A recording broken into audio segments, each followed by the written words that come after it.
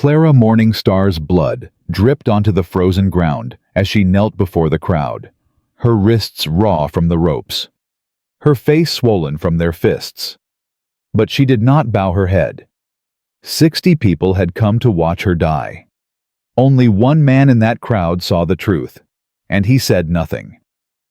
This is a story about second chances, about a man who failed once and swore never to fail again, about a woman who lost everything and found a family.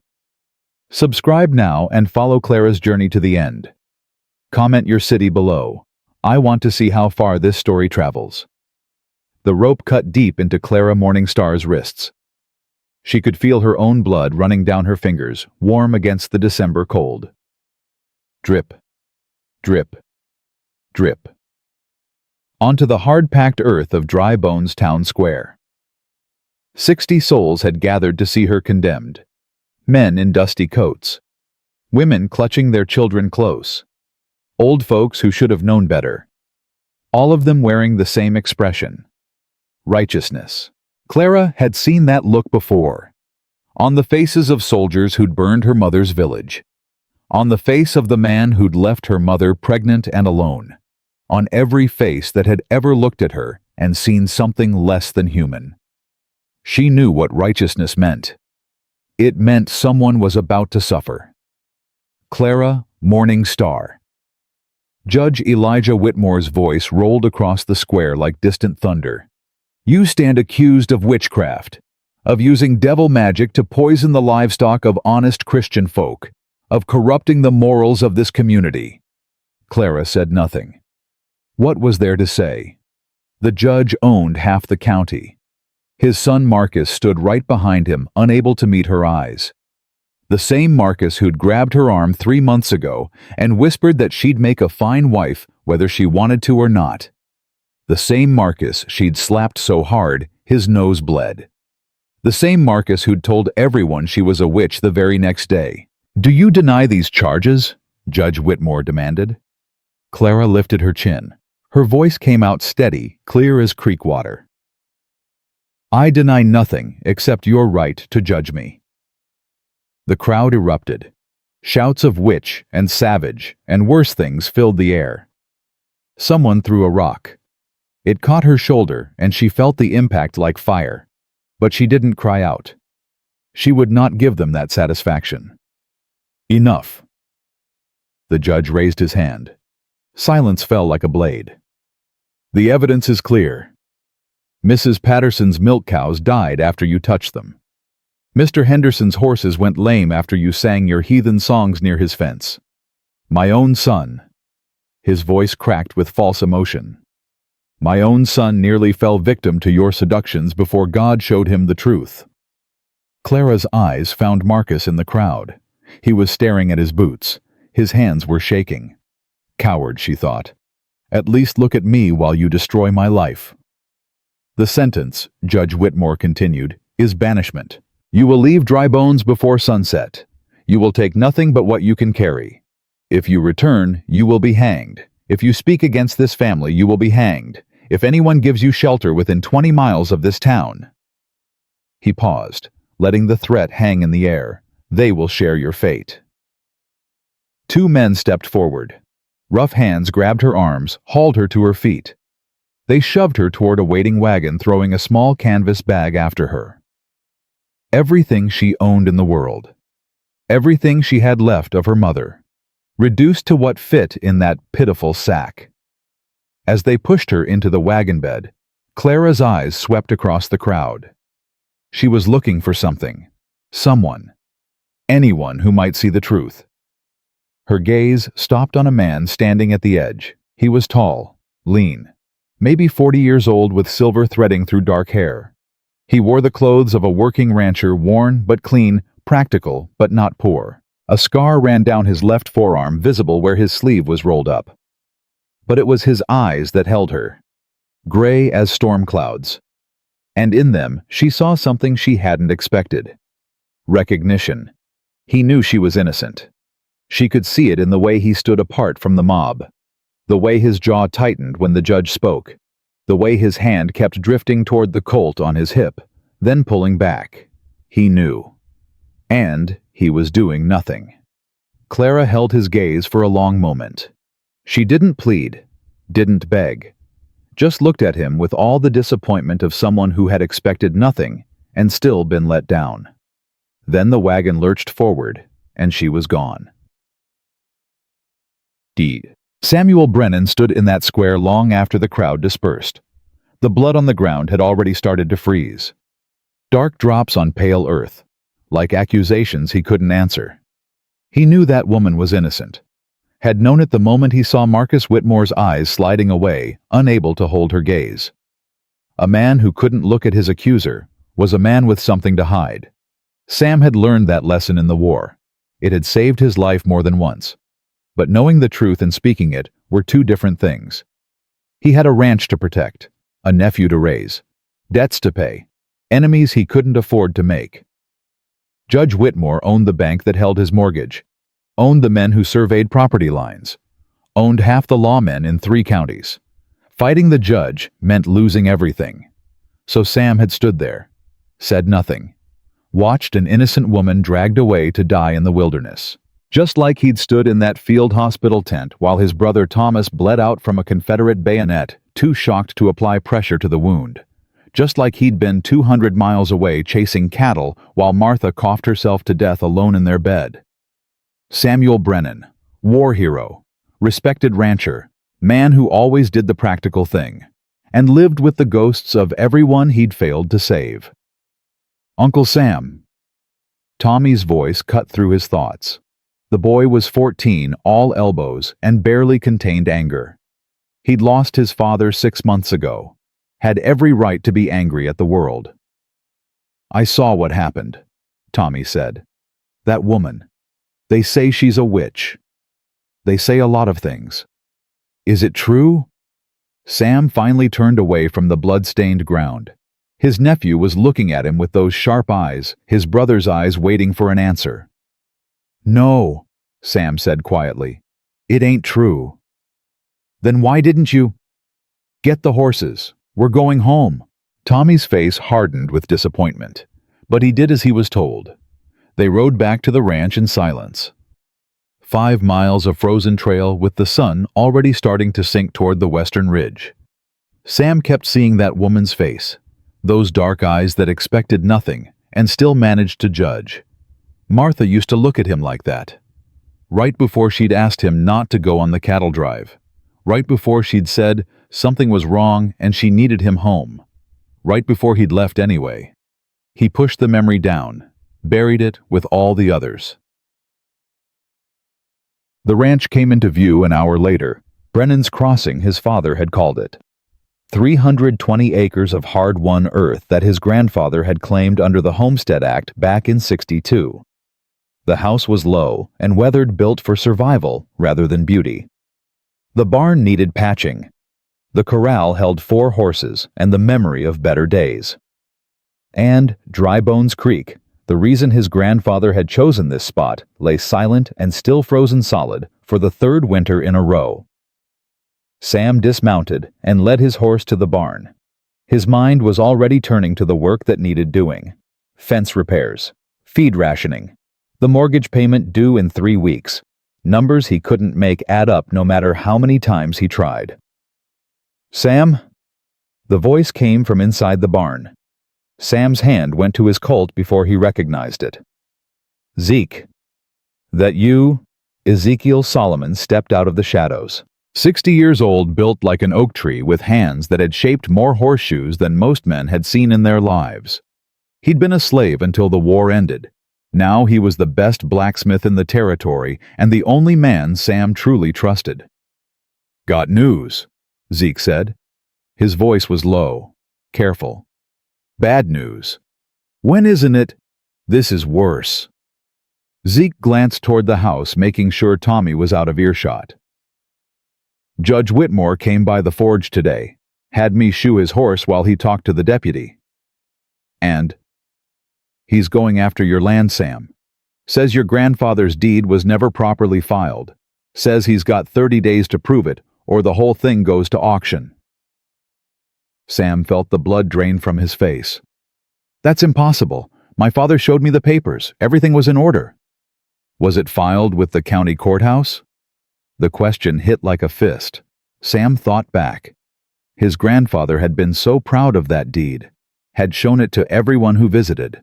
But the courthouse? During the war, half the territorial government had simply vanished. Records lost, burned, abandoned. I don't know, he admitted. Whitmore knows. That's why he's moving now. With you out of the way, he gets your water rights. That creek might be frozen, but underneath. Zeke shook his head. There's talk of oil, Sam. Big Eastern companies coming west looking for it. Your land sits right on top of what they want. So he frames an innocent woman to get his son off the hook, and now he's coming for my land. 2 birds, 1 stone. Man like that don't leave nothing to chance. Sam stood in the cold barn feeling the weight of 3 generations settle on his shoulders.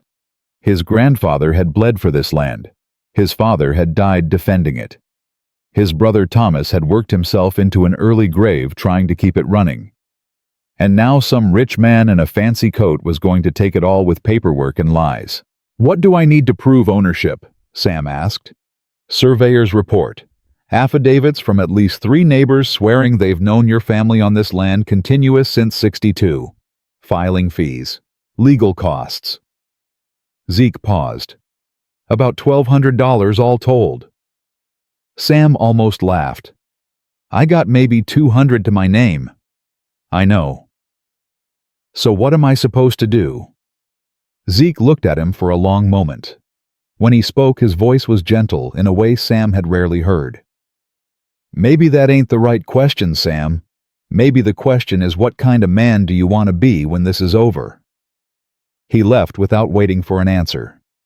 Sam stood alone in the barn as darkness crept across the frozen ground. He thought about his grandfather, who'd walked across half a continent with nothing but determination. About his father, who'd fought off rustlers and drought and everything the land could throw at him. About Martha, who'd loved him despite all his failures. And he thought about that woman, Clara Morningstar. Somewhere out there in the frozen darkness, she was trying to survive. No food, no shelter, no one to help her, because he'd been too afraid to speak. Good. 3 days passed. Sam worked from dawn to dark trying to find some way out of the trap Whitmore had set. He sold 2 horses, borrowed what he could from neighbors who had little to spare. Tommy helped without being asked, sensing the desperation, even if he didn't understand its source. On the 4th morning, someone knocked at the door. Sam opened it to find widow Agnes Parker standing on his porch. She was 45, worn thin by life and loss, but her eyes were sharp and her spine was straight. Mr. Brennan. She didn't waste time on pleasantries. I've got a problem, and I think you might too. Ma'am? That woman the town drove out, Clara Morningstar. Agnes glanced over her shoulder as if expecting to be watched. She's been staying in my barn for 2 days. Came half dead with cold and hunger. I've been feeding her, keeping her hidden. Sam felt his chest tighten. That's dangerous, Mrs. Parker. If Whitmore finds out... I know what's dangerous. I also know what's right. Her chin lifted. She's a healer, Mr. Brennan. Knows more about animals and herbs than any doctor I've ever met. And right now she needs work. Somewhere Whitmore's men won't think to look. And you thought of me. I thought of a man who stood apart from the mob and didn't throw stones. A man whose ranch is failing because his cattle keep getting sick and he can't afford a veterinarian. Agnes met his eyes. A man who might need exactly what she has to offer. Sam should have said no, should have closed the door and protected what little he had left. Instead, he heard himself say, "Bring her." Clara arrived at Brennan's Crossing just before sunset. She looked different than she had in the square. Cleaner, steadier. The bruises on her face had faded to yellow shadows, and someone Agnes probably had mended the tears in her dress. But her eyes were the same. Dark as creek water in shadow. watchful, expecting nothing. "Mr. Brennan." She stopped 10 feet from the porch, not approaching, waiting. "Miss Morningstar." "You were at the trial." "I was." "You didn't speak." It wasn't an accusation, just a fact. Somehow that made it worse. "No," Sam said. "I didn't." Clara studied him for a long moment, reading him the way she might read tracks in the snow. "Mrs. Parker says you need help with sick cattle. Says you're a fair man, even if you're a quiet one." A pause. "She also says Judge Whitmore is trying to take your land. Word travels fast. Not fast enough for some things, slow enough for others." Clara's voice held no bitterness, just that same quiet steadiness. "I need work. You need help. I can heal your cattle. I can read weather and track game and survive when the land turns cruel. And I am honest, which is more than Marcus Whitmore can claim." "What happened between you and him?" Clara's jaw tightened. Just slightly. Just enough. "He wanted me. I refused. He could not accept that a woman might choose for herself." She paused. "So he made me into a witch, because that was easier than admitting what he really is." Sam recognized truth when he heard it, had spent enough years among liars to know the difference. "There's a cot in the shed behind the barn," he said. "Nothing fancy. You work for food and shelter, nothing more. If Whitmore's men come calling you, stay out of sight. And if you bring trouble to this house, I will leave. Understood?" "Then we have a deal." He turned to go inside, then stopped.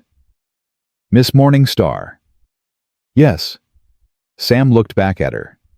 At this woman who had lost everything and still stood straight, who had been beaten and bloodied and still refused to bow.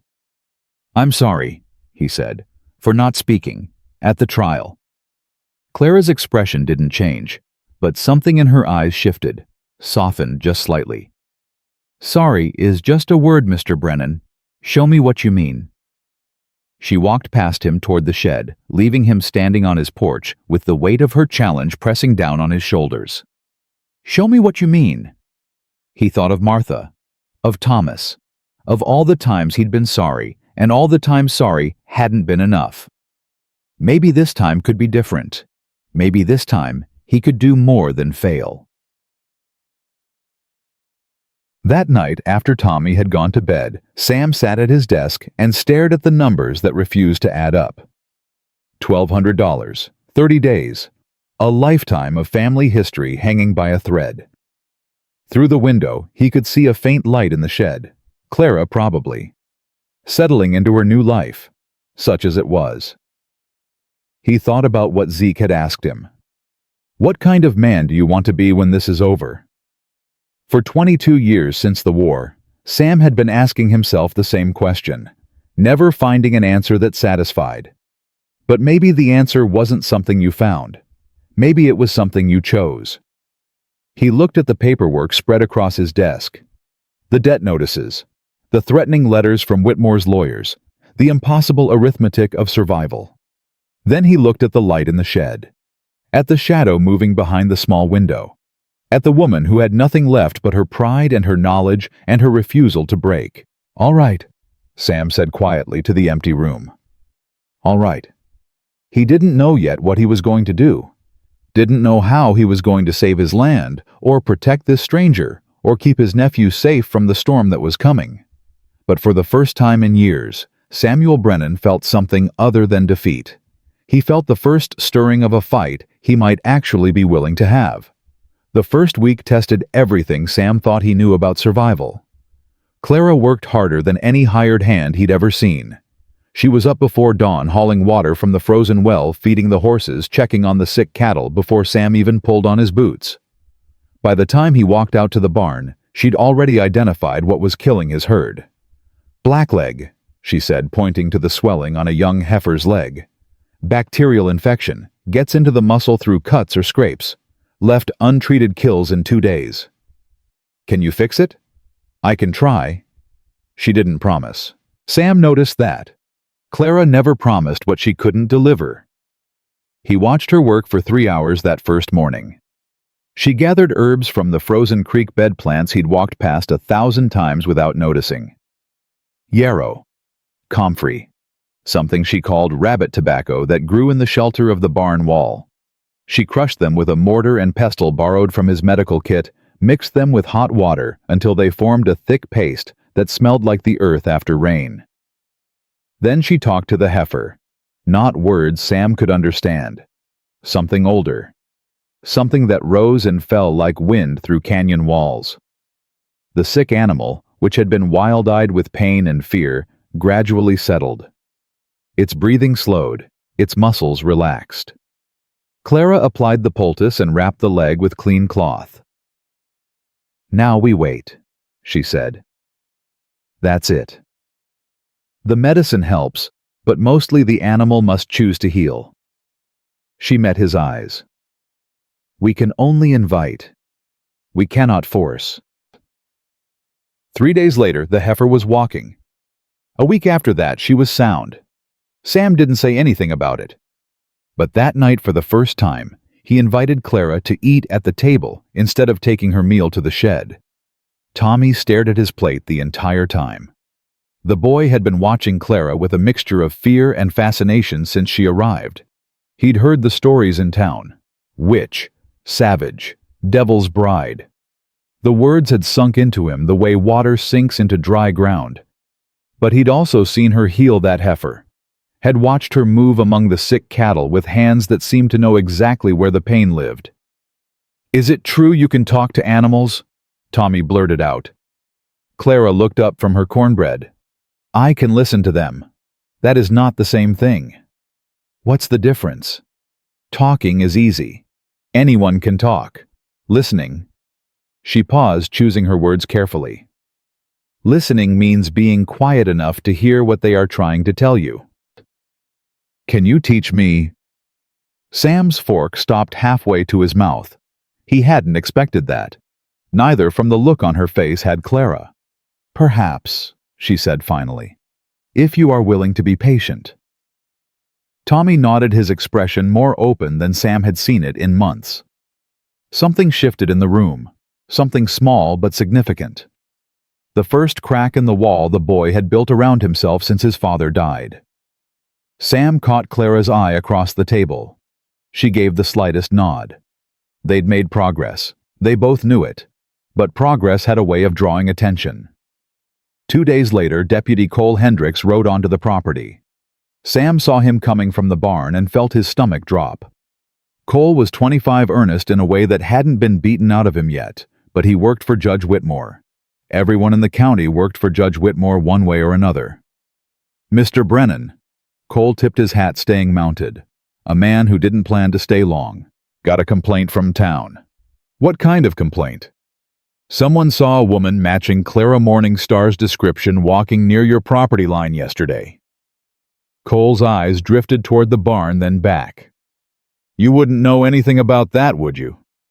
Sam kept his face neutral. "I got a hired hand helps with the cattle. Beyond that, I mind my own business." The judge was real specific about this, Mr. Brennan. Anyone harboring that woman faces serious consequences. "What consequences?" Cole shifted in his saddle. Uncomfortable. "Loss of property. Criminal charges. Maybe worse. For giving work to someone who needed it. For harboring a convicted witch." Sam felt anger rise in his chest. Hot and sharp. "She wasn't convicted of anything, Deputy. She was banished without trial by a man whose son couldn't take no for an answer. That ain't law. That's revenge."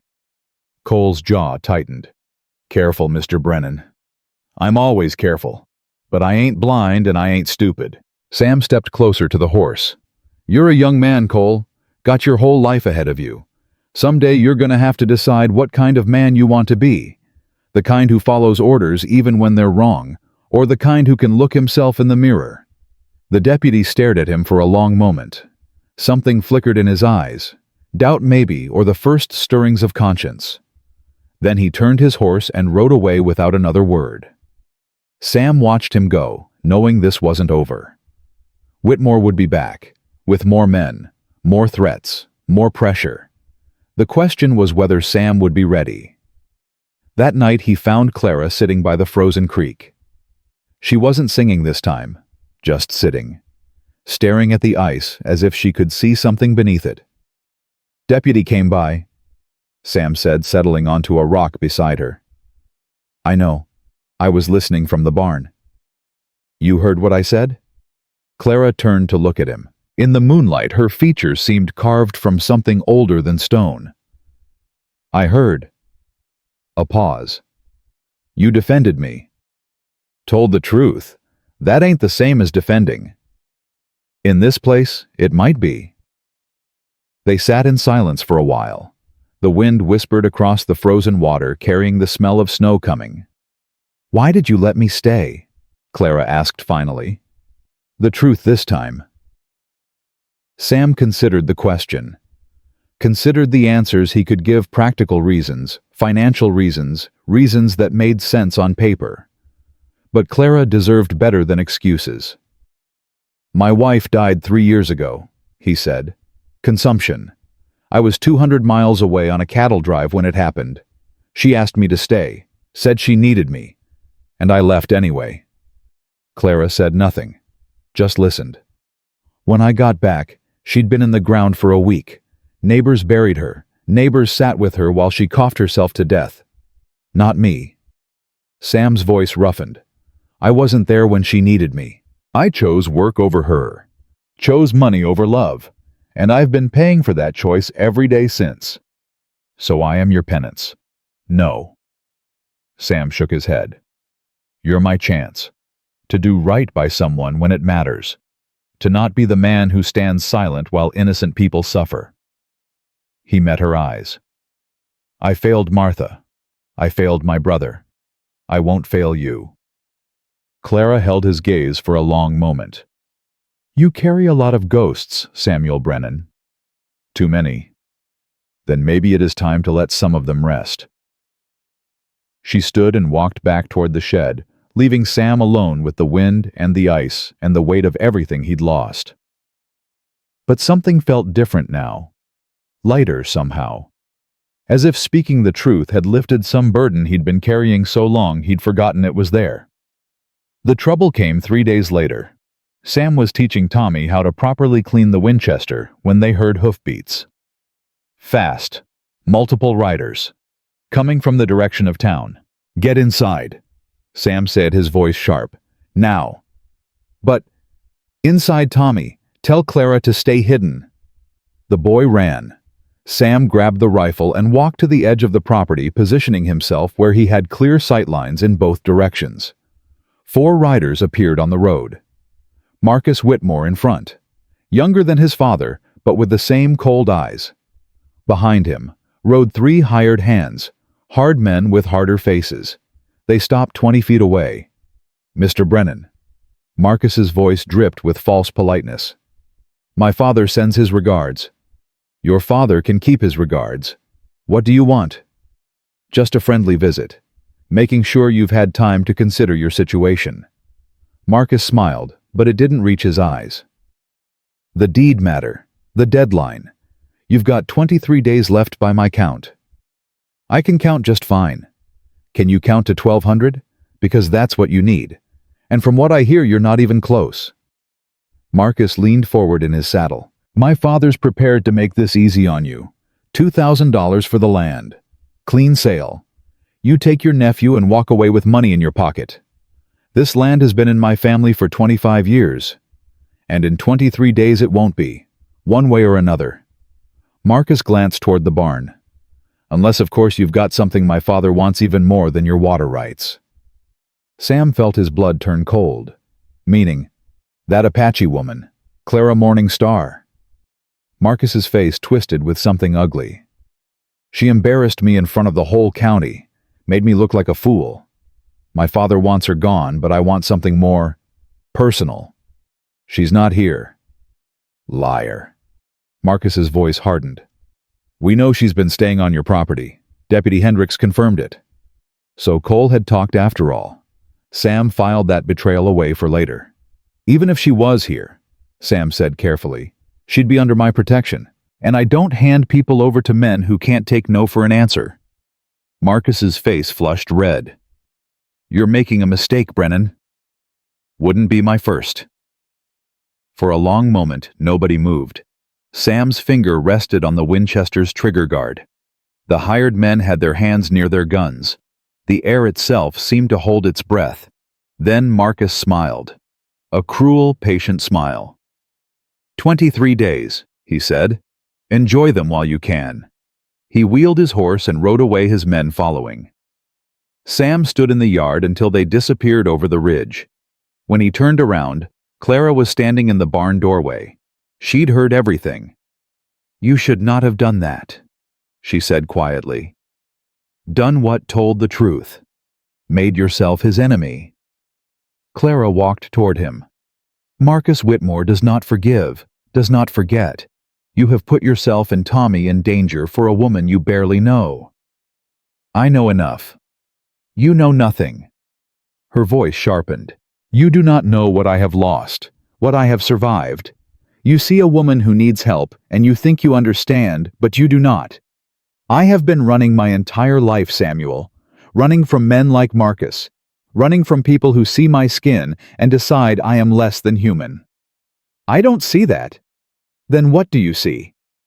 Sam stepped closer, close enough to see the fear she was trying so hard to hide.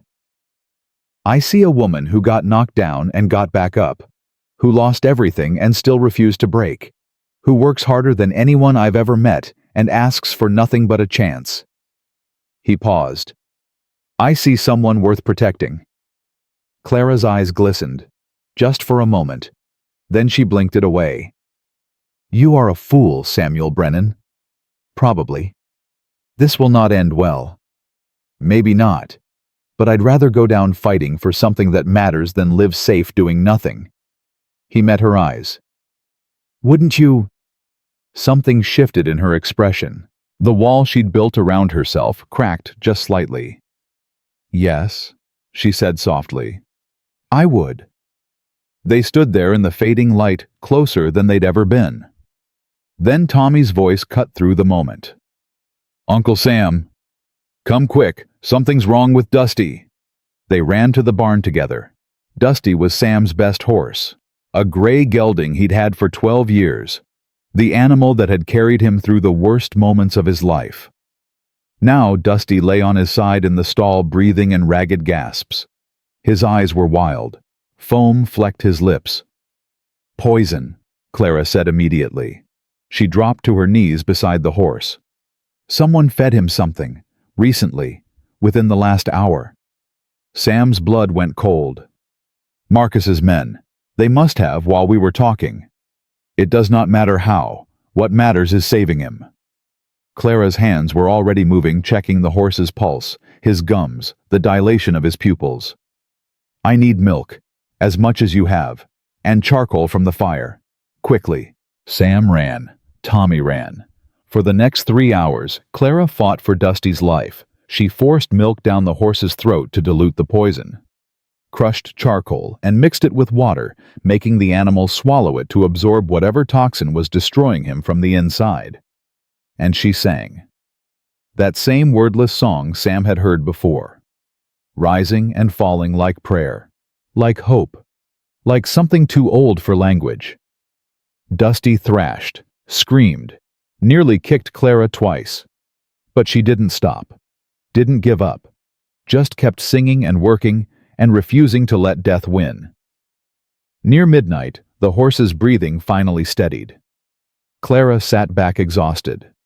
Her dress was soaked with sweat. Her hands were shaking. He will live, she said.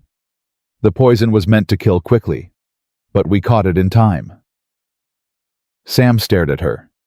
At this woman who had just saved his horse after spending all day being threatened with worse than death. Why? He asked. Clara looked up at him. Why what? Why fight so hard for a horse that isn't yours, for people who've done nothing but make your life harder?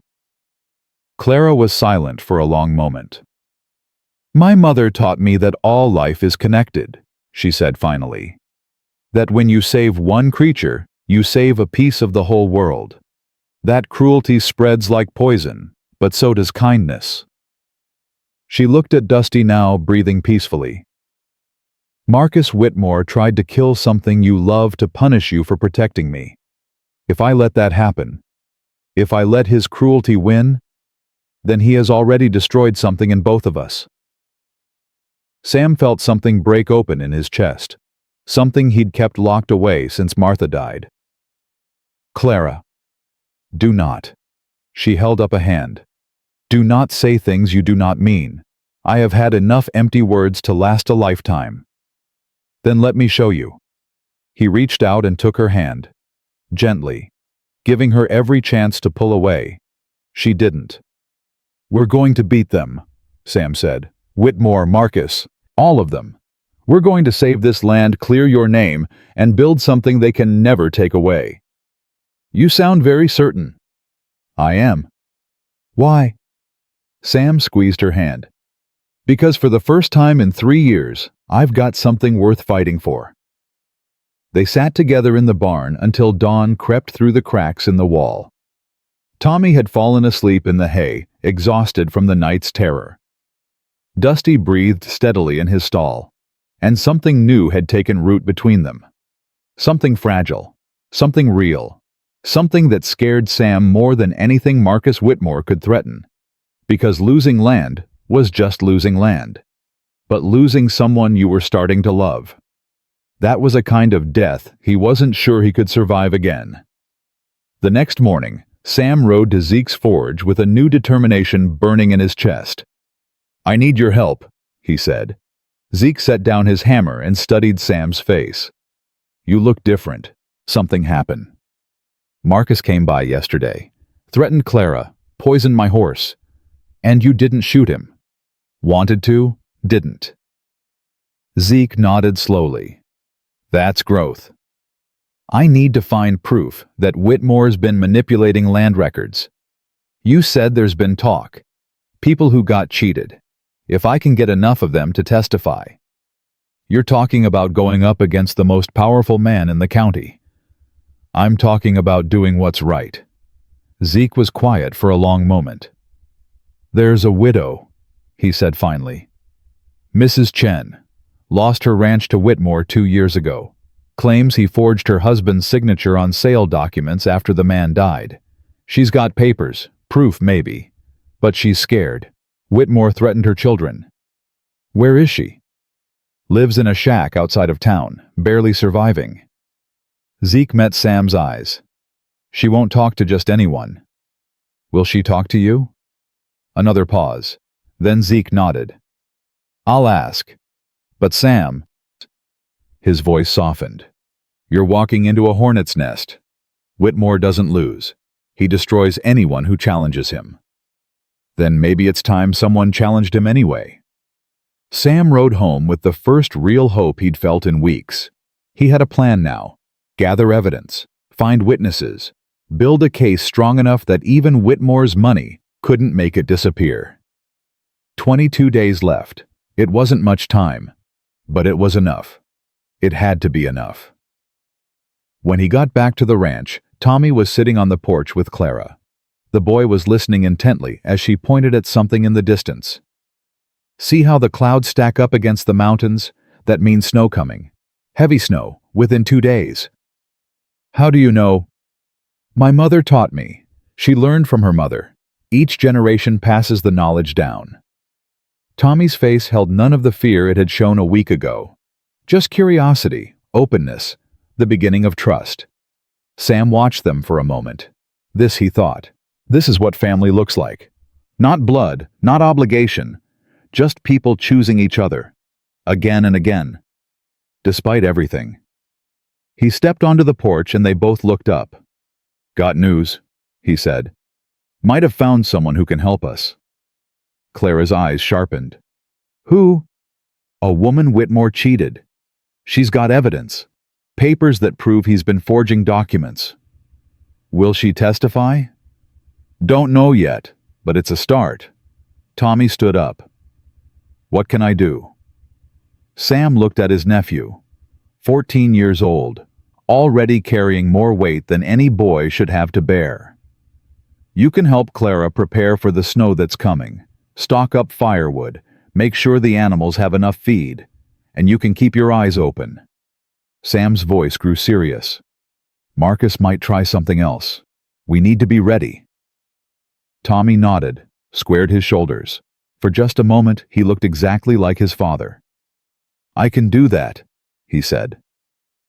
Sam reached out and gripped the boy's shoulder. "I know you can."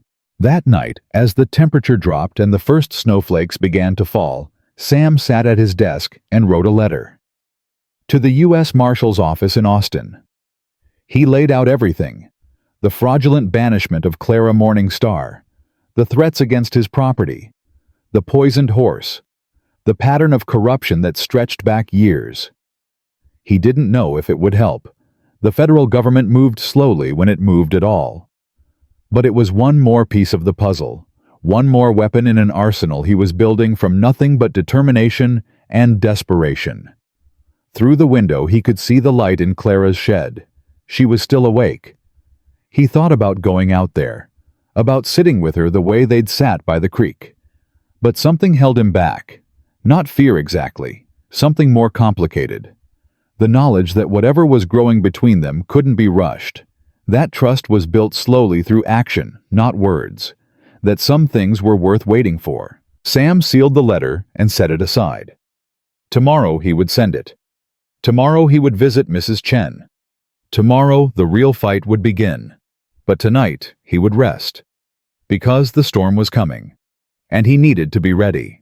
The snow came hard and fast, just like Clara predicted. By morning, 2 feet of white covered everything. The wind howled through the gaps in the barn walls.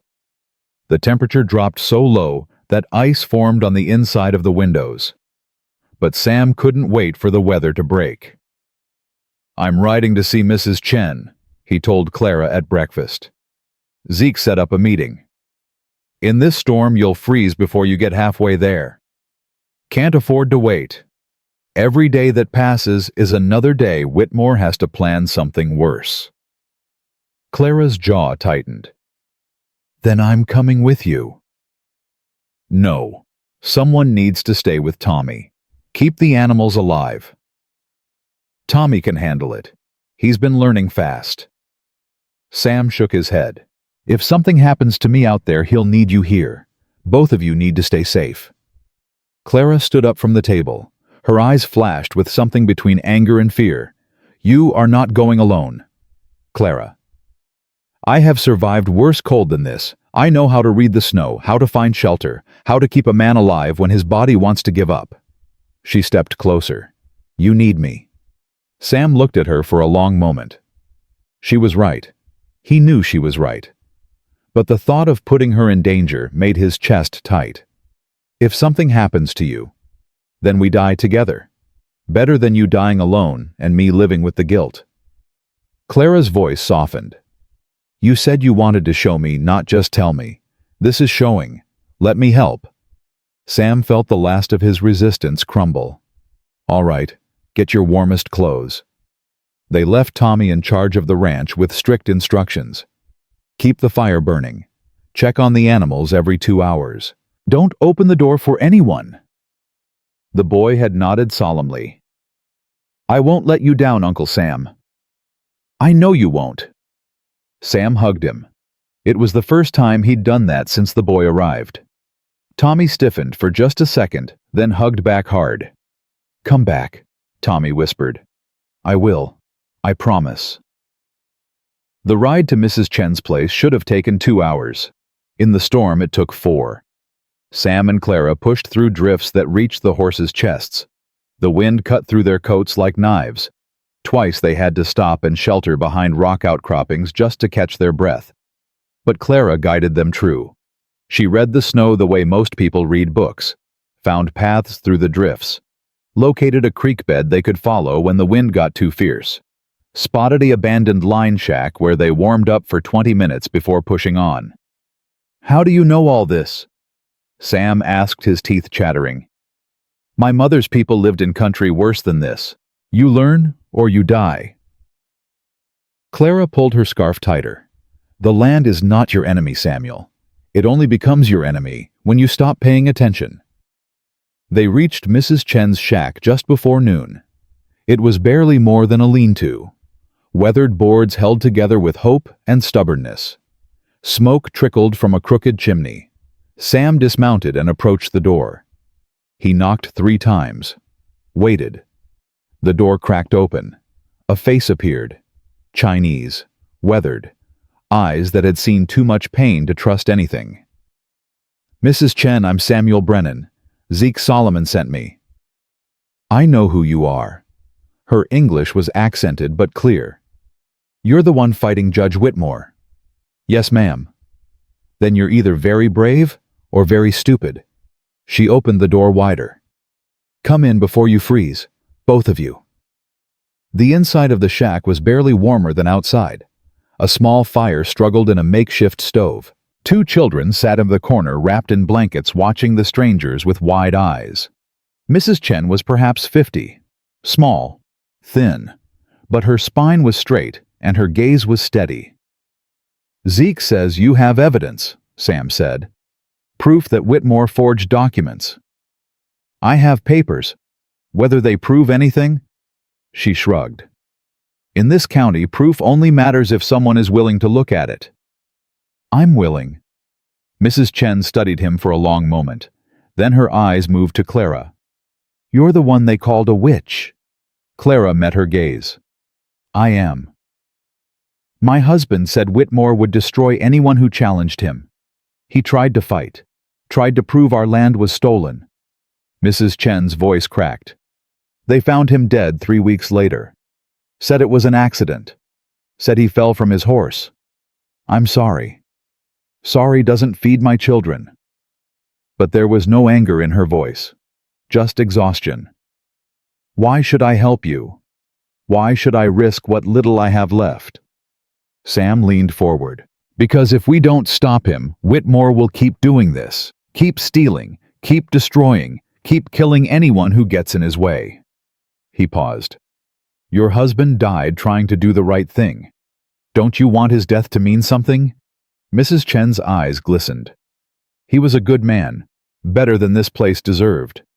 Then help me honor him. Help me finish what he started. The silence stretched. Outside, the wind screamed against the walls. Finally, Mrs. Chen stood and walked to a loose board in the floor. She pried it up and pulled out a small metal box. These are copies of the original land survey.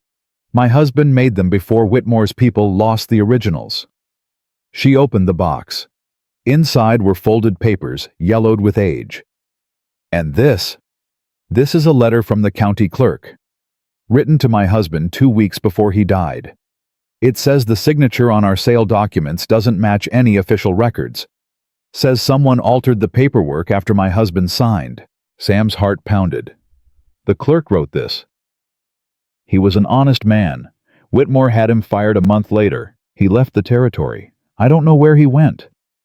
But this letter, if we could find him, it would prove Whitmore is a fraud. Mrs. Chen's voice hardened. But finding him means nothing if we can't get the case in front of a judge who isn't already bought and paid for. I sent a letter to the U.S. Marshal in Austin, federal authority, outside Whitmore's control.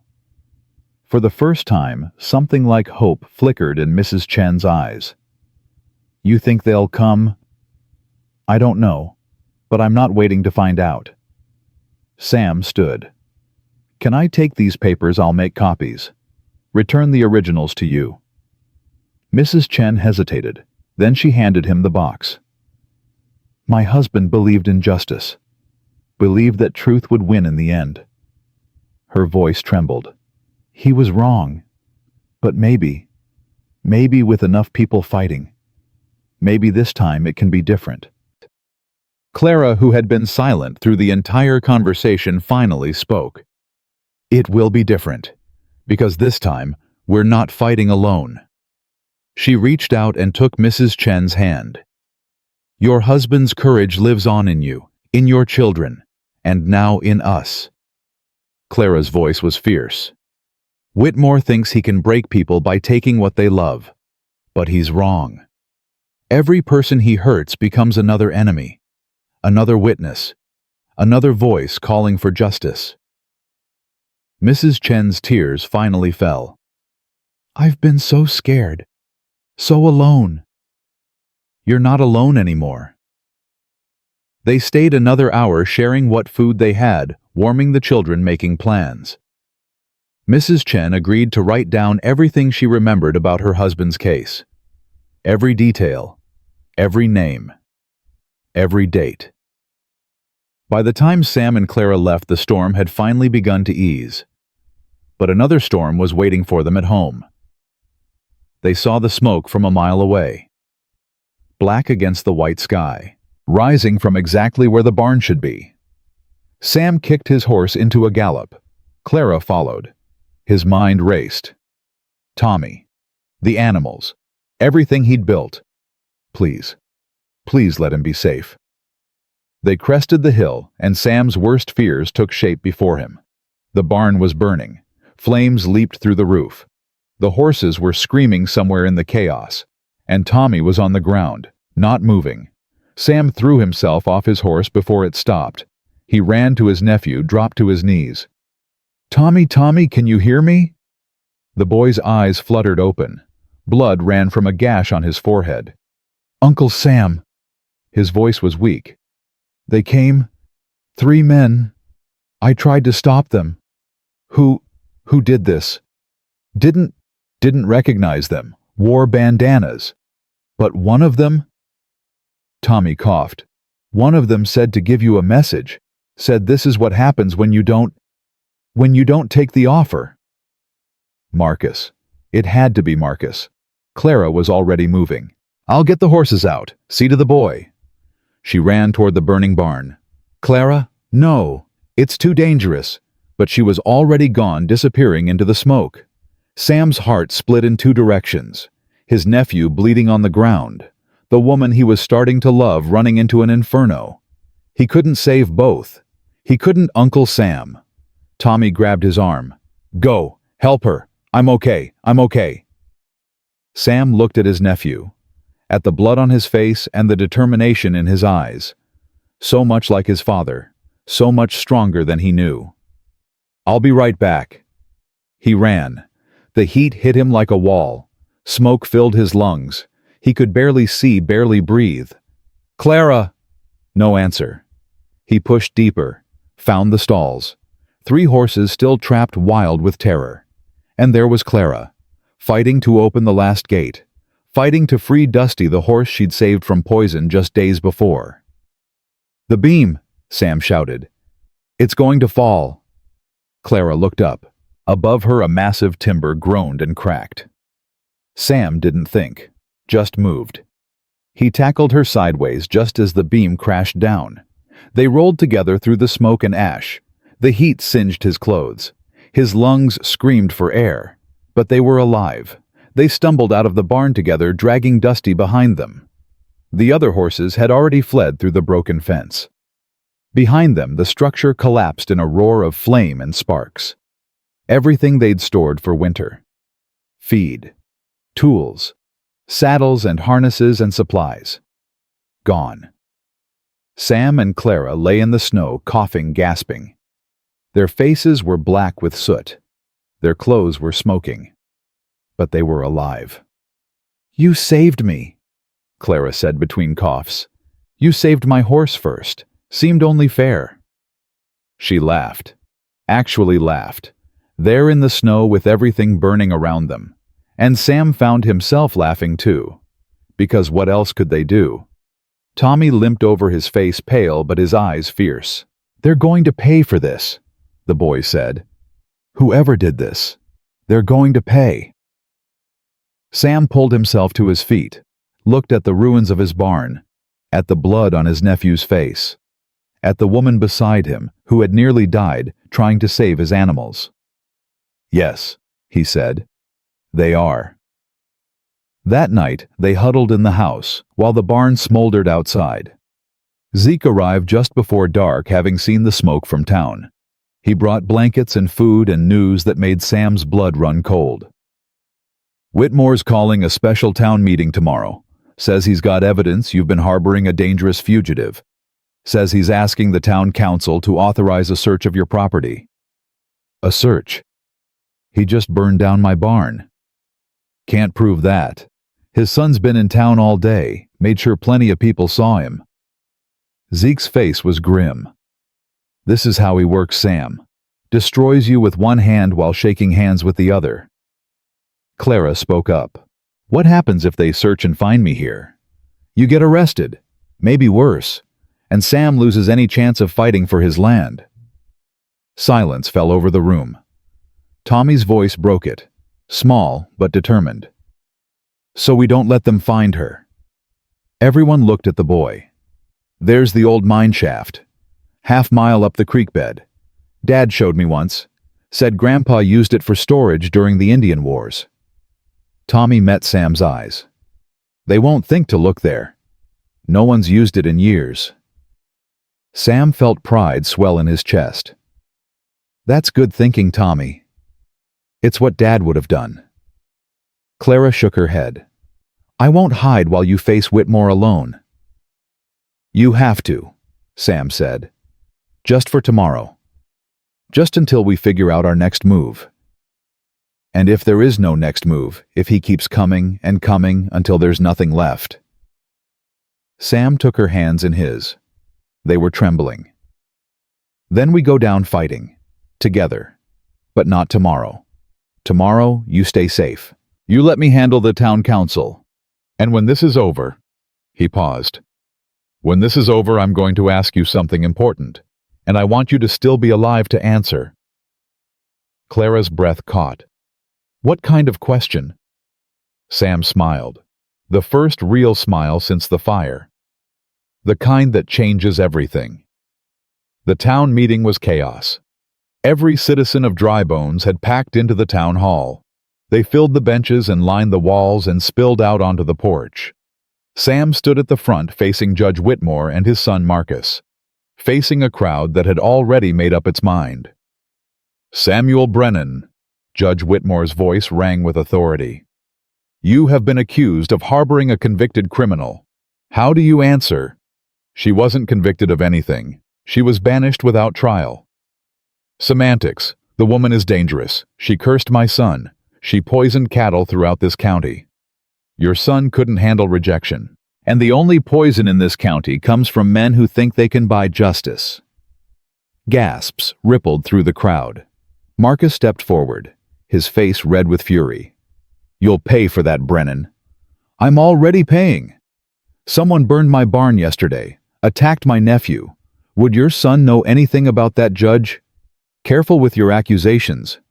I'm just asking questions, the same questions the U.S. Marshal will be asking when he gets my letter."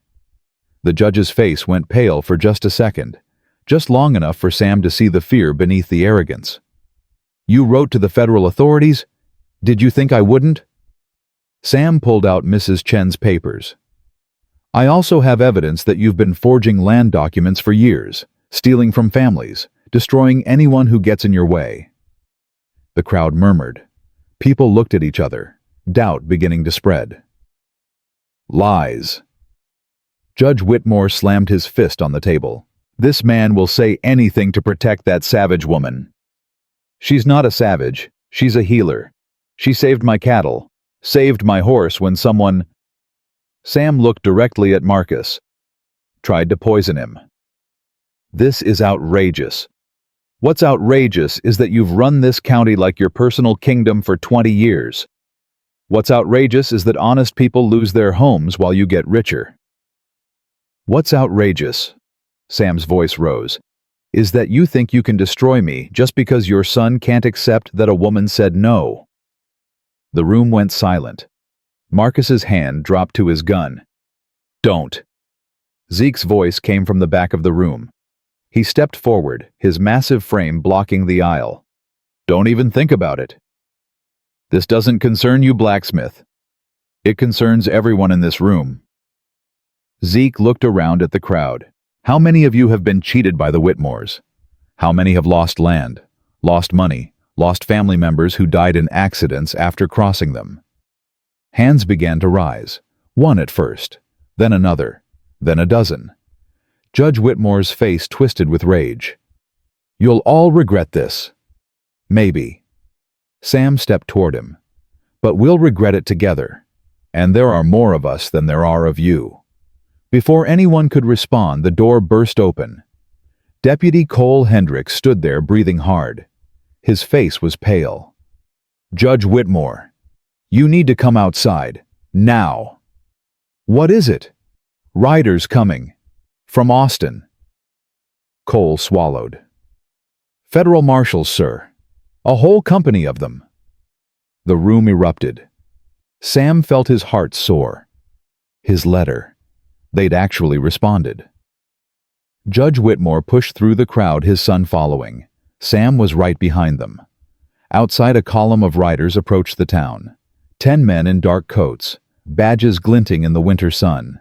At their head rode a man with a gray mustache and eyes that had seen everything. Judge Elijah Whitmore. His voice carried across the square. I'm Marshal Thomas Reed. We've received multiple reports of corruption, fraud, and possibly murder connected to your office. The marshal dismounted. I'm here to conduct an investigation. You'll be coming with us to Austin to answer questions. This is ridiculous. I'm the law in this county. Not anymore. Marshal Reed gestured to his men. Take him into custody. His son, too. Marcus went for his gun. He never cleared the holster. 3 marshals had their weapons trained on him before he could blink. Resisting federal officers is a hanging offense, son. I'd think carefully about your next move. Marcus's hand slowly moved away from his gun. Sam watched as the Whitmores were led away. Watched as 20 years of tyranny ended in the space of 10 minutes. It didn't feel real. Zeke appeared at his shoulder. You did it, Sam. You actually did it. We did it. All of us. Sam looked around at the crowd, at Mrs. Chen, who had come into town to witness this moment, at the neighbors who had raised their hands, at Deputy Cole, who stood apart looking both relieved and ashamed, at Tommy, who had pushed through the crowd and now stood beside him. Is it over? The boy asked. Sam put his arm around his nephew's shoulders. Not quite. There's one more thing I need to do. He turned and walked toward the edge of town, toward the trail that led up the creek bed, toward the old mine shaft where Clara was hiding, toward the woman who had changed everything. The sun was setting when he reached the mine. Clara emerged from the darkness, her face tight with worry. I heard shooting. What happened? The marshals came. Whitmore's in custody. Marcus too. Sam stopped in front of her. It's over, Clara. You're safe.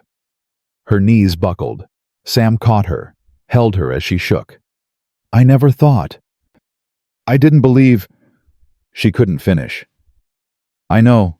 I didn't either. He pulled back to look at her face. But I made you a promise, and I meant to keep it. Clara's eyes met his. In them he saw everything she'd been holding back. The fear, the hope, the love she hadn't dared to feel. You said you had a question for me, she whispered. Sam took her hands. I'm a broken man, Clara. I've got scars inside and out. I've failed people I loved. I've made mistakes I can never take back. He paused. But you make me want to be better. You make me believe I can be better. And I want to spend whatever years I have left proving that to you. He dropped to one knee. Clara Morningstar. Will you marry me? She didn't answer right away. Instead, she knelt down in front of him, took his face in her hands. Samuel Brennan, you are not broken. You are healing. And so am I. Her voice trembled. Yes, yes, I will marry you.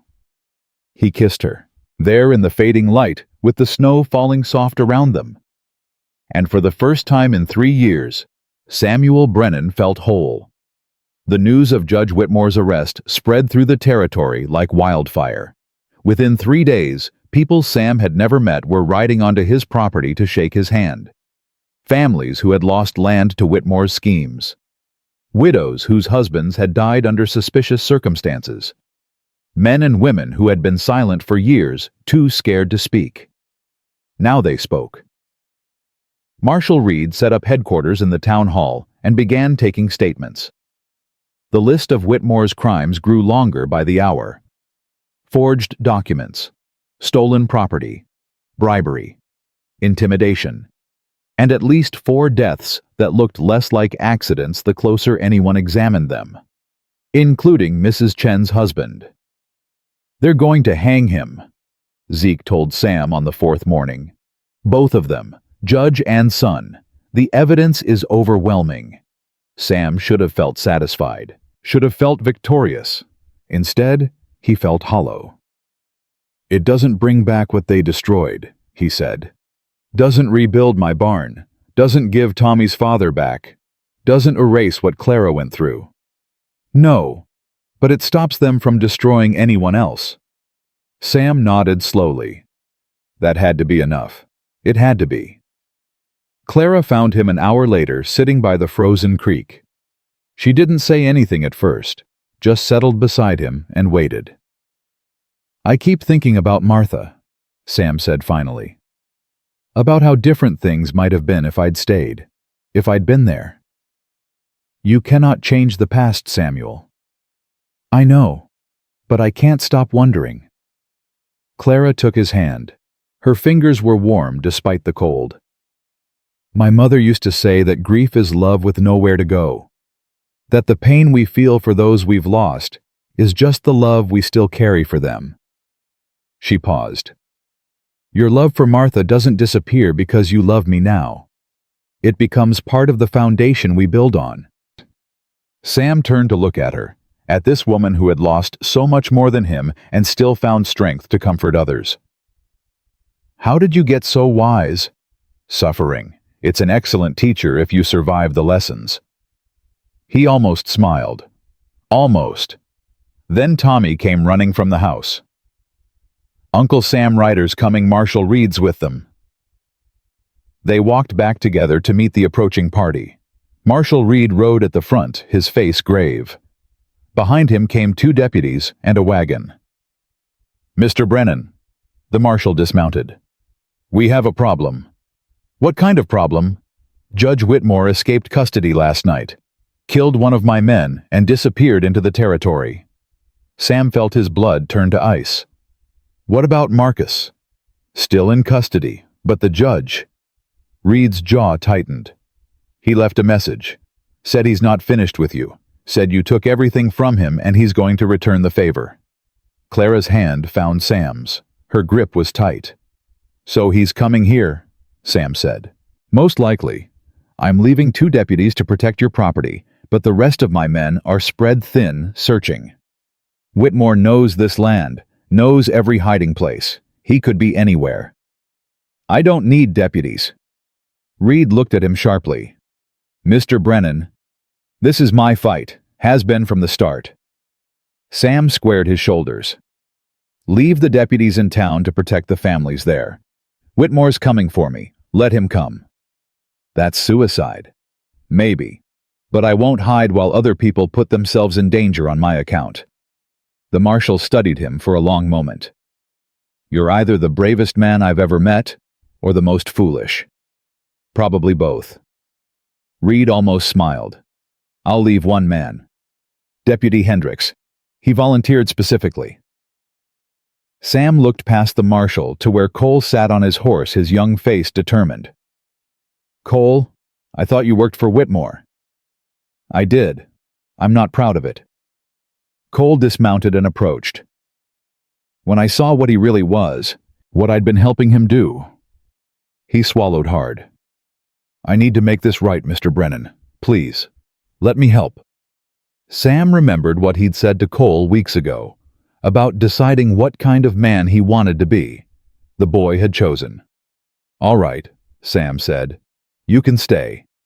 Marshal Reed gathered his remaining men and rode out, leaving promises to return as soon as Whitmore was captured. Sam watched them go, then turned to face his family.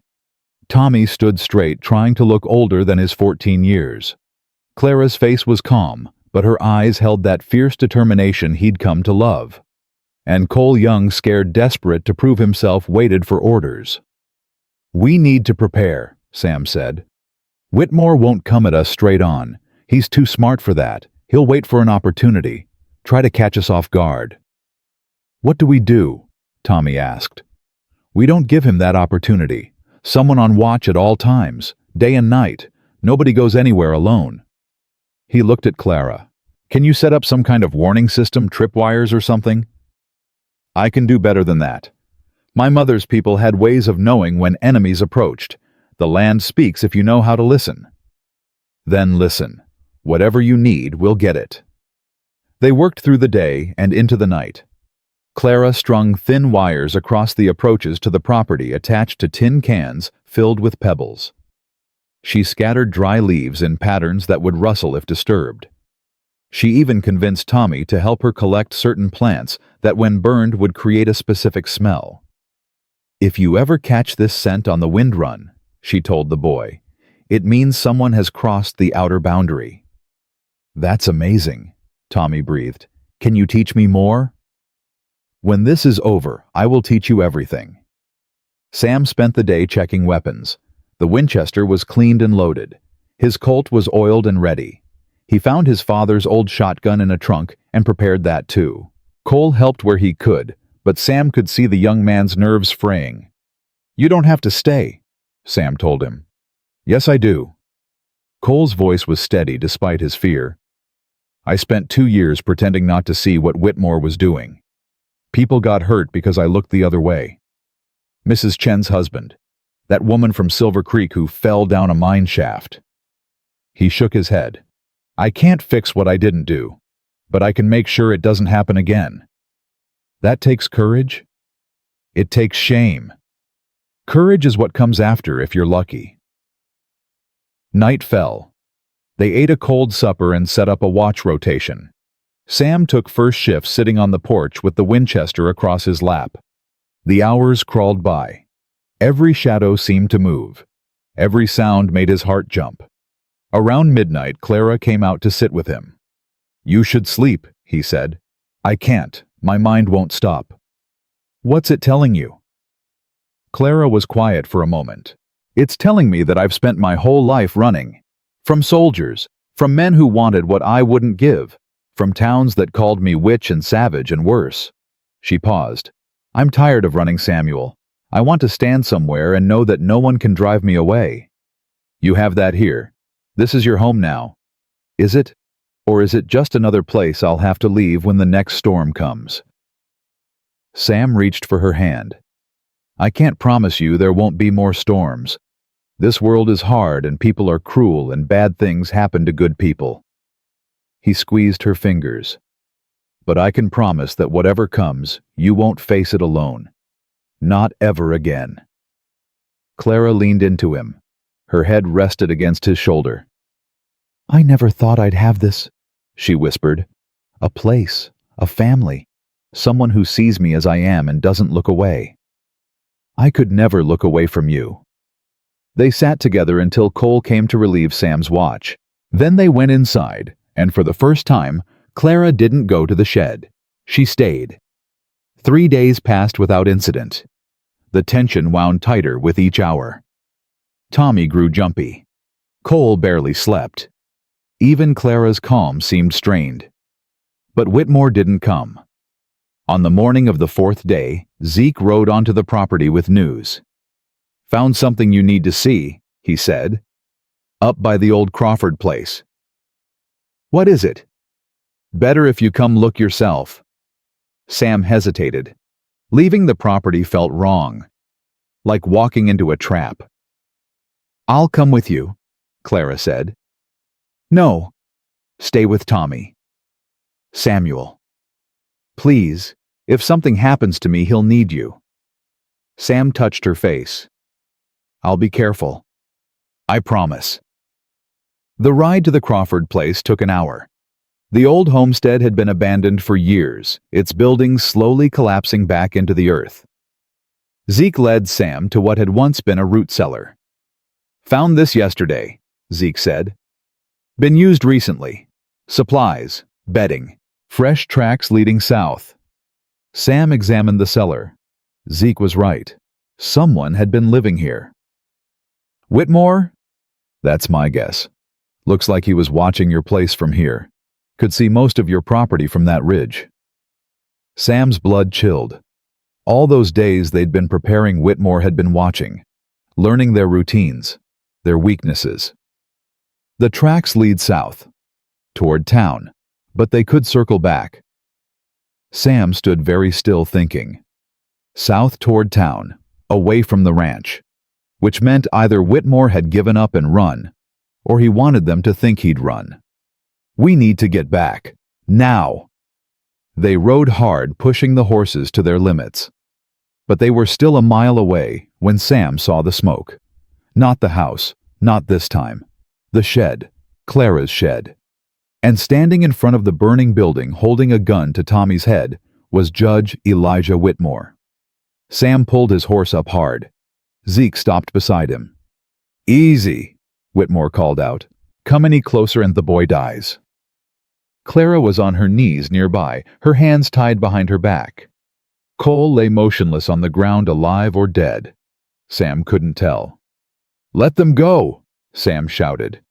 "This is between you and me." "It stopped being between just us when you destroyed my life." Whitmore's voice was ragged, wild. He looked nothing like the controlled judge who had presided over Clara's banishment. His clothes were filthy. His face was gaunt. His eyes held the desperate gleam of a man with nothing left to lose. "Your son is still alive. You could have run, started over somewhere else. With what you took everything. My reputation, my power, my future." Whitmore's gun pressed harder against Tommy's temple. "So now I'm going to take everything from you." "Uncle Sam," Tommy's voice shook. "It's okay, Tommy. It's going to be okay." "Don't lie to the boy." Whitmore laughed, and there was madness in the sound. "Nothing is going to be okay. Not for any of you." Sam's mind raced. The distance was too far for an accurate shot. Even if he hit Whitmore, the man might pull the trigger reflexively. He needed another option. "What do you want?" Sam asked. "Tell me what you want and let them go."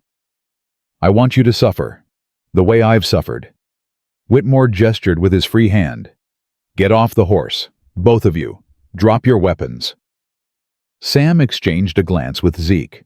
No choice. They dismounted. Sam laid down his Winchester, his Colt. Zeke did the same. "Now walk, slowly, toward me." Sam walked. With each step, his eyes moved across the scene, looking for any advantage, any opening. Clara caught his gaze. Her hands were tied, but her eyes were clear, focused. She moved her fingers in a strange pattern. Then Sam smelled it. Faint, but unmistakable. The scent of the plants Clara had prepared. The ones she'd told Tommy to run from if he ever caught their smell. Someone had crossed the outer boundary. But who? "Stop there!" Whitmore held up his hand. Sam was 20 feet away now, close enough to see the sweat on the judge's face, the tremor in his gun hand. "You know this ends with you dead," Sam said. "Even if you kill us all, the marshals will hunt you down. Then at least I'll have the satisfaction of watching you die first." Whitmore swung his gun toward Sam. That's when Clara moved. She threw herself sideways, knocking into Whitmore's legs. The judge stumbled. His shot went wild, kicking up dirt 2 feet from Sam's boots. Tommy wrenched free and ran. Sam charged, but Whitmore was faster than he looked. He brought the gun around, aimed straight at Sam's chest. The shot never came. Instead, Whitmore's body jerked. He looked down at the arrow protruding from his shoulder, confusion spreading across his face. A second arrow followed, then a third. Whitmore dropped. Sam spun around. A woman stood at the edge of the property. Old, weathered, wrapped in furs and leather. A bow in her hands. Behind her stood a dozen more people. Native, armed, watching. Clara's voice cut through the chaos. "Grandmother!" The old woman lowered her bow and walked forward. Her eyes never left Clara. "Granddaughter, you called. I came." "Called?" Sam looked between them. "What do you mean, called?" "The songs," Clara said softly. "The ones I've been singing every night. They weren't just for the land. They were messages, sent on the wind to anyone who might hear. You summoned your people. I hoped. I prayed." Clara's voice broke. "I didn't know if anyone would come." The old woman reached Clara and cupped her face in weathered hands. "You are blood of my blood, daughter of my daughter. Did you think we would not answer?" She pulled Clara into an embrace. "We have been watching for days, waiting for the right moment." Sam stood frozen, trying to process what had just happened.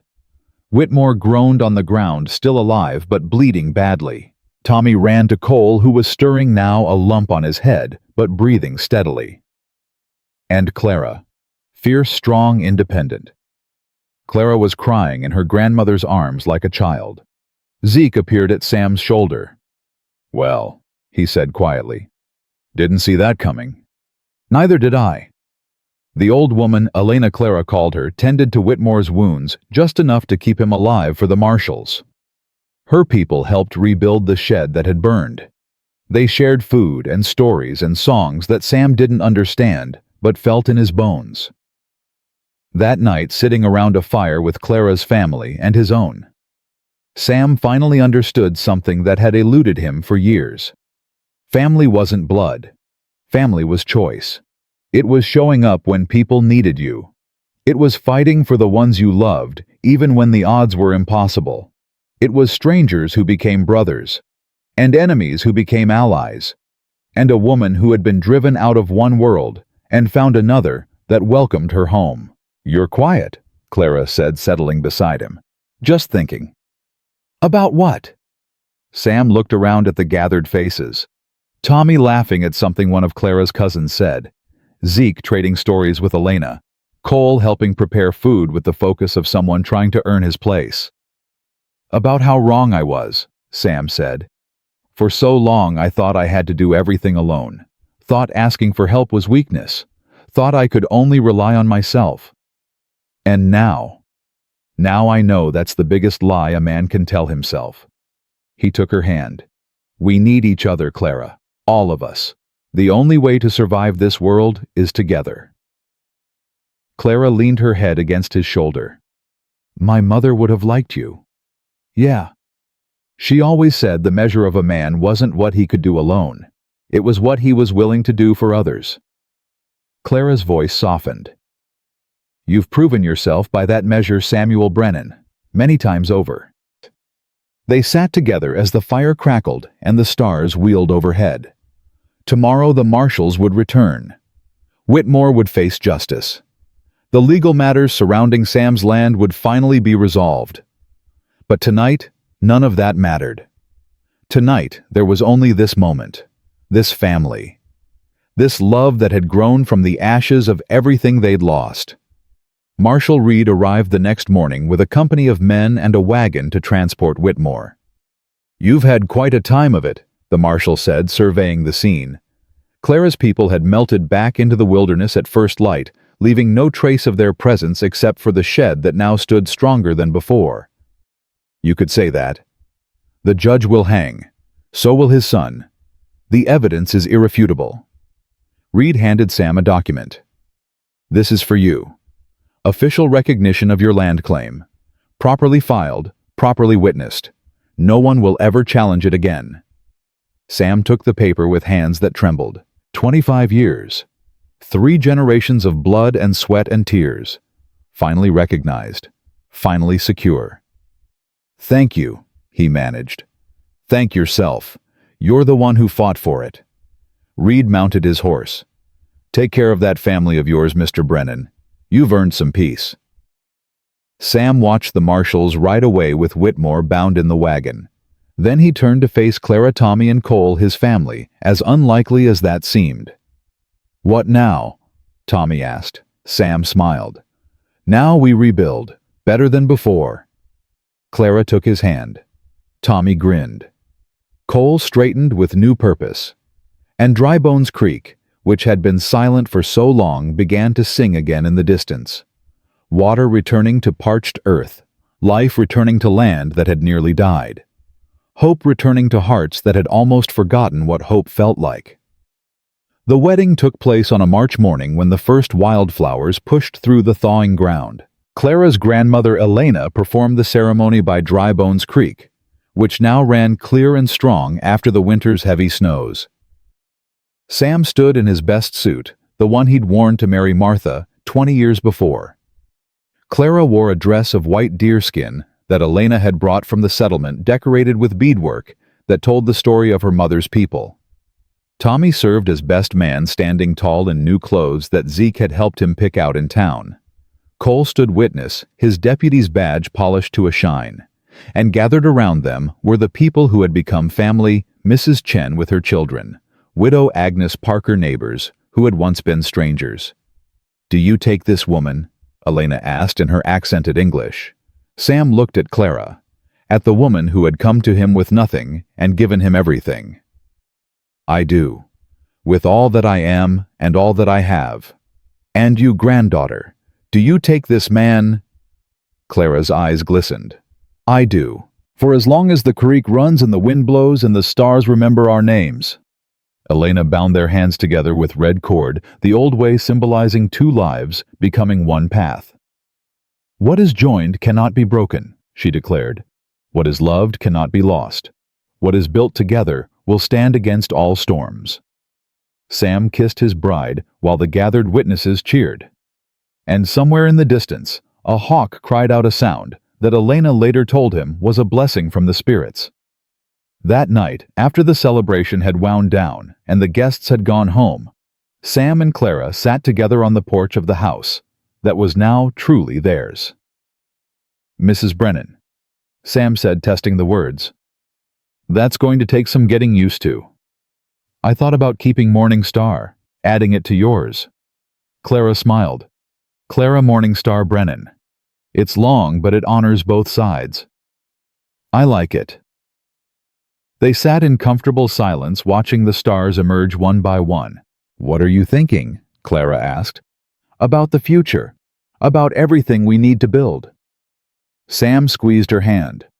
"The barn's almost finished. We've got enough cattle to start a real herd again.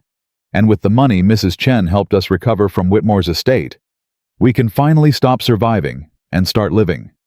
"Exactly." Clara was quiet for a moment. Then she said something that made Sam's heart stop. "I'm pregnant." He turned to stare at her. "What?" "The signs are clear. I've known for about a week." Her eyes searched his face, looking for reaction. "Are you? Is this?" Sam pulled her into his arms and held her so tight she gasped.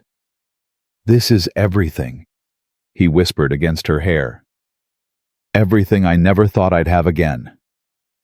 Clara laughed, tears streaming down her face. "I was worried. We're not young. There are risks." "There are always risks, but there's also hope." Sam pulled back to look at her. "You gave me back my hope, Clara. Now we're going to give that hope a future." Tommy found out the next morning. Sam and Clara told him over breakfast, watching his face carefully for any sign of resentment or displacement. The boy had lost so much already. A new baby might feel like another loss, another person taking his place. But Tommy's reaction surprised them both. "I'm going to be a cousin." His eyes lit up. That's amazing." "You're not upset?" "Upset." Tommy shook his head fiercely. "Uncle Sam, when I came here, I thought I'd lost everything. My pa was dead. My home was gone. I figured I'd just be a burden until I was old enough to leave." "You were never a burden." "I know that now. Because of you. Because of Clara." Tommy's voice cracked with emotion. "You showed me what family really means. It's not just blood. It's choice. It's showing up. It's fighting for each other even when it's hard." Clara reached across the table and took his hand. "You're not just a cousin to this baby Tommy. You're a brother, in every way that matters." Tommy wiped his eyes, trying to look tough and failing completely. "I'm going to teach them to ride," he said, "and shoot, and track. All the things you taught me." "They'd be lucky to have you as a teacher," Sam said. The boy stood abruptly embarrassed by his own emotion. "I'm going to check on the horses." He practically ran out the door. Sam and Clara looked at each other and smiled. "He's going to be okay," Clara said. "Better than okay. He's going to be great." Spring turned to summer. The ranch flourished. Clara's knowledge of the land proved invaluable. She taught Sam which crops would grow best in which soil. She showed Tommy how to read the weather by watching the animals. She treated sick cattle with remedies that worked better than anything the veterinarian in town could offer. Word spread. People started coming from miles around to seek Clara's help. At first, Sam worried. The same skills that made her valuable also made her vulnerable. The same people who had called her witch might turn on her again if given the chance. But Clara handled it with the quiet confidence that defined everything she did. "I don't hide what I am anymore," she told him one evening. "I'm not ashamed of my mother's knowledge. I'm not afraid of people who don't understand. And if they try to hurt you again, then I have something I didn't have before." She placed her hand on her growing belly. "I have a home. I have a family. I have a husband who would burn the world to keep me safe." "Damn right I would." "So let them talk. Let them whisper. I know who I am, and I know who stands beside me." Mrs. Chen became a regular visitor to the ranch. The settlement money from Whitmore's estate had allowed her to buy back her land, the land her husband had died trying to protect. She was rebuilding slowly, with the same determination that had kept her alive through the darkest years. Her children played with Tommy, learning to ride and rope and do all the things ranch kids learned. The older boy, James, showed a particular talent for working with horses. The younger girl, May, followed Clara around like a shadow, absorbing everything the older woman taught. "You're giving them hope," Mrs. Chen told Sam one afternoon. "Something I couldn't give them alone. You gave them something more important. You kept them alive, kept them safe when everything was trying to destroy you. That was survival.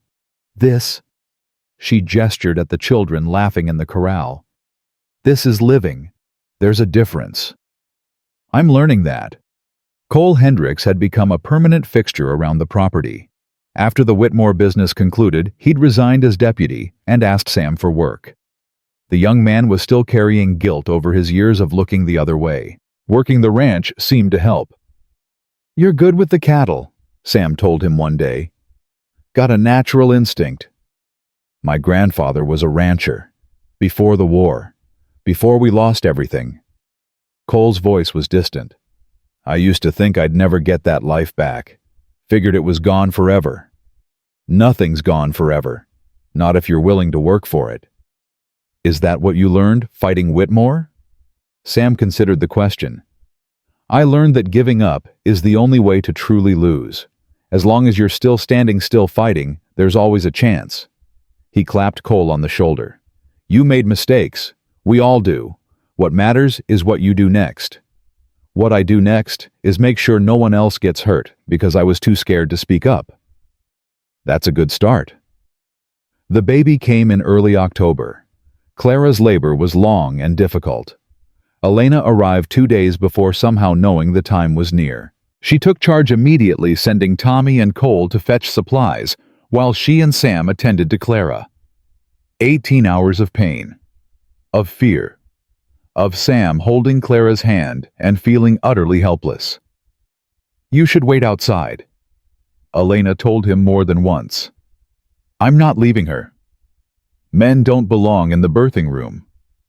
"This man does." Elena studied him for a long moment. Then she nodded. "Your wife chose well." The baby arrived just before dawn. A girl, perfect and screaming, and the most beautiful thing Sam had ever seen. She has your eyes, Clara whispered, exhausted but radiant. Gray like storm clouds. And your strength, I can already tell. What do we name her? Sam had been thinking about this for months. There was only one name that felt right. Martha, he said, after the woman who taught me how to love, and Morning Star, after the woman who taught me how to hope again. Clara's eyes filled with tears. Martha Morningstar Brennan. Is that okay? I know it's strange to name her after. It's perfect. Clara pulled him close. We don't forget the people we've lost, Samuel. We carry them with us. We honor them by living fully. Little Martha changed everything. Tommy became fiercely protective, hovering over the crib and threatening dire consequences to anyone who might disturb her sleep. Cole built a rocking horse that was far too big for a newborn, but would be perfect in a few years. Elena stayed for a month teaching Clara the songs that would help Martha grow strong. And Sam hardened, scarred, broken. Sam discovered that he could still cry. He wept the first time Martha gripped his finger. He wept when she smiled at him for the first time. He wept on the night Clara fell asleep nursing their daughter, both of them peaceful and perfect, and his. You've gone soft, Zeke teased him when he came to meet the baby. Maybe, don't care. Didn't say it was bad. Zeke held Martha with surprising gentleness. Your father would be proud, Sam. Everything he built, everything he fought for, you're carrying it forward, making it mean something. I couldn't have done it alone. Nobody does anything alone. That's the secret nobody tells you. Zeke handed Martha back. The strongest men are the ones who know when to ask for help. 5 years passed. The ranch prospered beyond anything Sam had imagined. With Clara's guidance and Tommy's growing skill, they built one of the most successful operations in the territory. They bought more land, hired more hands, became the kind of family that people looked up to. Martha grew into a fierce little girl with her mother's dark hair and her father's stubborn jaw. She could ride before she could read track animals, before she could write her name. Elena visited every spring and fall, teaching her great-granddaughter the old songs and the old ways. Tommy turned 19 and announced he was going to surveying school in Austin. I want to make maps, he told Sam. Proper maps, so nobody ever loses their land because of missing paperwork again. Your father would be proud. I hope so. I think about him a lot, about what he'd say if he could see all this. Tommy's voice caught. I wish he could have met Clara, met Martha, seen what we built. He sees it. I believe that. Do you... Sam thought about Martha, his Martha, the first one, and all the times he'd felt her presence in the quiet moments, the sense that she was watching, approving, at peace. I do. The people we love don't really leave us. They become part of who we are, part of everything we do. Tommy hugged him. It wasn't something they did often, both of them too stubborn, too proud. But in that moment, it felt right. Thank you, Tommy whispered. For everything. For taking me in when you didn't have to. For fighting when everyone said we should give up. For showing me what a real man looks like. You showed me too, more than you know. Cole had become foreman of the ranch, overseeing the day-to-day operations, while Sam focused on the bigger picture. He'd also married Agnes Parker's oldest daughter, Sarah, and was expecting his first child in the spring. Never thought I'd have this, Cole told Sam one evening. A family, a purpose, a chance to be something other than what I was. That's the thing about second chances. You have to be brave enough to take them. You taught me that. Life taught us both. The letter arrived on a Tuesday. Sam was working in the barn when Tommy brought it to him. Official seal, government return address. What is it? Clara asked, appearing at his shoulder. Sam opened it and read, then read again. His hands started shaking. Samuel, what's wrong? He handed her the letter. Clara's eyes went wide. They want to name the town after you. After the family. Brennan's Crossing. They're incorporating the whole area. Sam's voice was hoarse. The governor himself signed the proclamation. Does this mean? It means what we built matters, what we fought for. It's going to last." Clara threw her arms around him. Little Martha came running at the commotion, grabbing at her father's legs. "Papa! Papa! What happened?" Sam scooped up his daughter and held her close. "Something good, baby girl. Something very good." That night, the whole family gathered around the dinner table. Sam sat at the head, Clara at his side. Martha was in her special chair, making a mess of her potatoes. Tommy sat across from them, already dressed for his journey to Austin in the morning. Cole and Sarah had joined them, along with Mrs. Chen and her children. Zeke was there too, trading stories with Elena, who had arrived that afternoon, as if she'd somehow known something important was happening. Sam looked around at all of them. This family he had built, this legacy he would leave behind. "I want to say something," he announced. The table fell quiet. 5 years ago, I was a broken man. I'd lost my wife. I was about to lose my land. I'd given up on everything, hope, love, the future, all of it. Clara took his hand. Then a woman came into my life. A woman who had lost even more than me, who had every reason to be bitter and angry and closed off from the world. Sam's voice roughened. Instead, she taught me how to fight again, how to hope again, how to love again. Martha banged her spoon on the table. Everyone laughed. But it wasn't just Clara. It was all of you. Tommy, who reminded me that I had something worth protecting. Zeke, who pushed me to be better than I was. Cole, who proved that people can change.